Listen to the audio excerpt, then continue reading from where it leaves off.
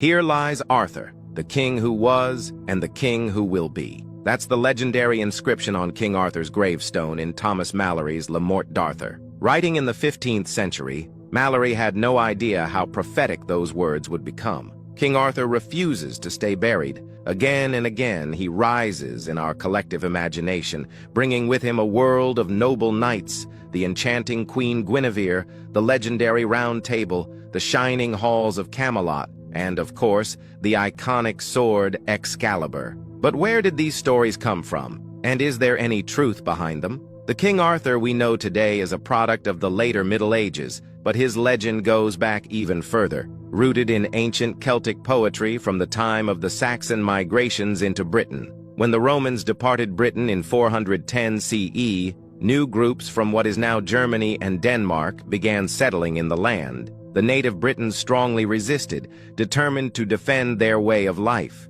Because written records from this time are scarce, it's difficult to piece together a clear history. However, early poetry offers intriguing hints. One of the oldest surviving poems, the Gododin, contains what may be the very first reference to Arthur. Interestingly, Arthur himself doesn't appear in it. Instead, the poem describes a warrior named Gwardur, praising his skill but stating that he was no Arthur. That's all we get, one brief mention. But even this suggests that Arthur, whether real or legendary, was already seen as the ultimate warrior, the one by whom all others were measured. Fast forward a few centuries, and one ambitious writer decided to bring Arthur's story to life. In 1130, Geoffrey of Monmouth, a cleric with big dreams, wrote The History of the Kings of Britain, weaving together Celtic myths, Latin sources, and his own imagination to create a sweeping epic with Arthur at its heart.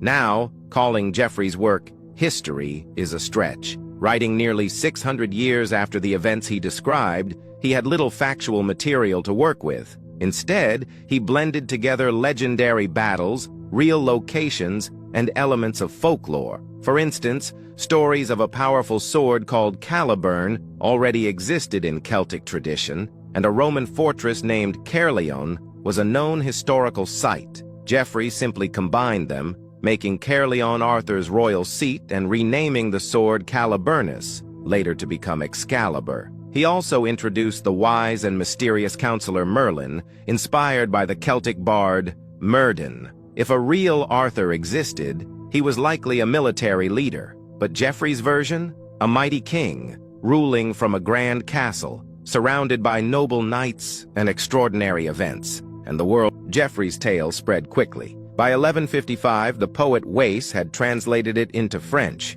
but he didn't just retell the story. He added something new, the Round Table. Now, Arthur's court became a place of fairness, where all knights sat as equals, symbolizing unity and honor. Then came Chrétien de Troyes, a French poet who took Arthurian legend to the next level. He introduced individual knights like Lancelot and Gawain, brought in elements of romance, and crafted the famous love triangle between Arthur, Lancelot, and Guinevere. Most famously, he introduced the Holy Grail, inspired by mystical objects in Celtic folklore. During the time of the Crusades, the Grail took on even greater significance, becoming a legendary relic tied to the Christian tradition. From there, Arthur's legend only grew. Over time, Caerleon became Camelot, Caliburnus became Excalibur, and the stories evolved with each retelling. By the 15th century, Sir Thomas Malory gathered these many versions into one masterpiece, Le Morte d'Arthur. His work became the foundation of the modern King Arthur myth,